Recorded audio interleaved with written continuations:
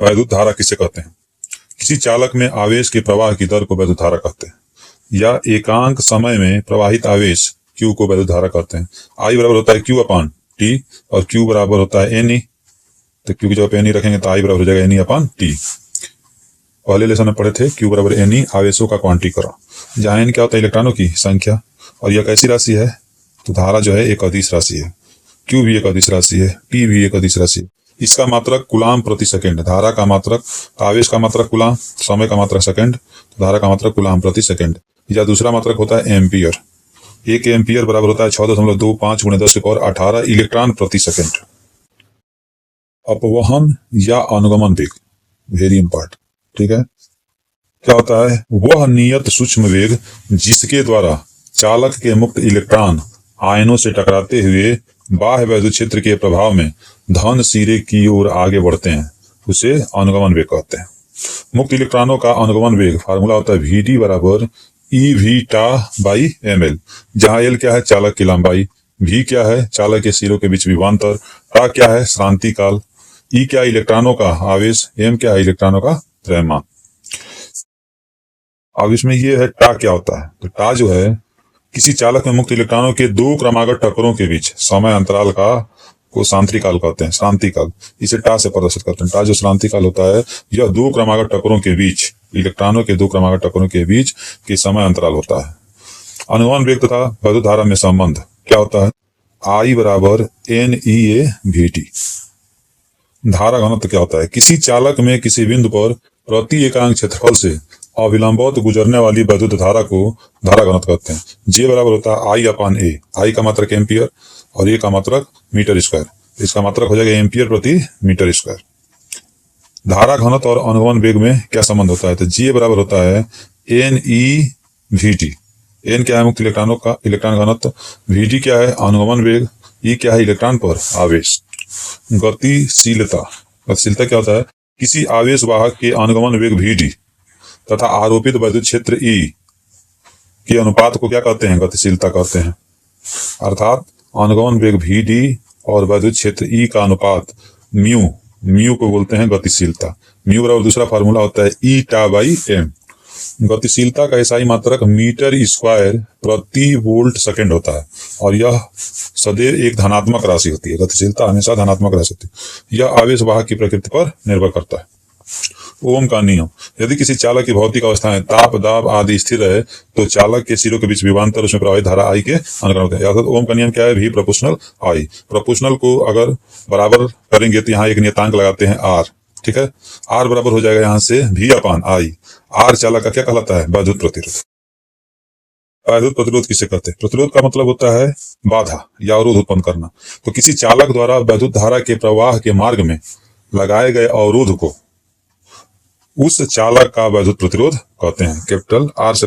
अब उसी को सूत्र के रूप में कहना है तो किसी चालक के सिरों के बीच विभवांतर स्थापित किया जाता है तो चालक में वैद्युत धारा बहने लगती है।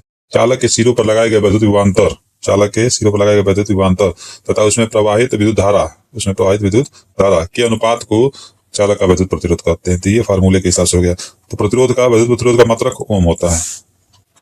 अनुगमन वेग के आधार पर वैद्युत प्रतिरोध का जो फार्मूला होता है R बराबर ML NE स्क्वायर टा A, M बटा NE स्क्वायर टा तथा L अपान 1 निश्चित ताप पर दिए गए तार के लिए एक नियतांक होता है। वैद्युत चालकता, वैद्युत प्रतिरोध के व्युत्क्रम को वैद्युत चालकता कहते हैं। इसका मात्रक महो अथवा ओम इनवर्स होता है। इसकी विमा क्या होती है? तो M-1 L-2 T3A2 -12 + 32। विशिष्ट प्रतिरोध या प्रतिरोधकता, किसी धारावाही चालक के अंदर किसी बिंदु पर वैद्युत क्षेत्र की तीव्रता E और धारा घनत्व J, वैद्युत क्षेत्र की तीव्रता E, धारा घनत्व J का अनुपात क्या कहलाता है? विशिष्ट प्रतिरोध कहलाता है। अब वैद्युत क्षेत्र की तीव्रता E का मान होता है V अपान L, J का मान होता है I अपान A। यहाँ पे ये जो है कि आपका कैंसिल हो जाएगा, V upon L divide I upon A, तो मल्टीप्लाई करेंगे तो ये ऊपर चला जाएगा और आपका I नीचे चला आएगा। तो यहाँ पे क्या हो जाएगा आपका V अपान I को एक साथ रख दीजिए, A upon L, V upon I को क्या बोलते हैं? R, और ये A अपान L हो गया। इसका फार्मूला ये भी है M अपान NE स्क्वायर टा। यहाँ से आ गया आपका R equal to rho L upon A। किसी धातु का विशिष्ट प्रतिरोध धातु के मुक्त इलेक्ट्रॉन घनत्व n तथा धातु की प्रकृति पर निर्भर करता है। इसका मात्रक ओम मीटर होता है। इसकी विमा ml3 t-3 a-2 13-32 r बराबर रो एल अपान ए। रो एल अपान ए की जगह पर रख देते हैं अनुप्रस्थ काट का क्षेत्रफल पाई आर स्क्वायर। विशिष्ट चालकता, किसी चालक के विशिष्ट प्रतिरोध के व्युत्क्रम को विशिष्ट चालकता कहते हैं। यानी कि रो सिग्मा बराबर हो जाएगा 1 अपान रो, इसको सिग्मा से प्रदर्शित करते हैं और रो का व्युत्क्रम होता है तो सिग्मा बराबर 1 अपान रो। इसका मात्रक ओम -1 मीटर -1 और बीमा हो जाएगी m-1 l-3 t3 a2। वैद्युत क्षेत्र की तीव्रता ई और धारा घनत्व जे में संबंध, तो जे बराबर होता है सिग्मा इंटू ई। प्रतिरोध प्रताप का प्रभाव का फार्मूला होता है RT बराबर R0 1 प्लस अल्फा टी। यहाँ पे R0 क्या है 0 डिग्री सेल्सियस पर प्रतिरोध, RT क्या है T डिग्री सेल्सियस पर प्रतिरोध और अल्फा क्या है प्रतिरोध तापीय गुणांक। किसी धात्विक चालक के पदार्थ की प्रतिरोधकता तथा प्रतिरोध ताप बढ़ाने पर बढ़ जाता है, तो इसको याद रखना है। किसी धात्विक चालक के पदार्थ की प्रतिरोधकता तथा प्रतिरोध ताप बढ़ाने पर बढ़ जाता है और से चालकों की प्रतिरोधकता तथा प्रतिरोध ताप बढ़ाने पर घट जाती है। क्यों? क्योंकि अर्धचालकों का प्रतिरोध तापीय गुणांक अल्फा, जो ये अल्फा है, ये ऋणात्मक होता है। वैद्युत ऊर्जा, माना Q कूलाम आवेश को V वोल्ट विभवांतर पर तार के एक सिरे तक ले जाने में VQ जूल कार्य करना पड़ता है, तो W बराबर क्या हो गया VQ। अब Q बराबर क्या होता है, Q बराबर होता है IT, तो VIT हो जाएगा।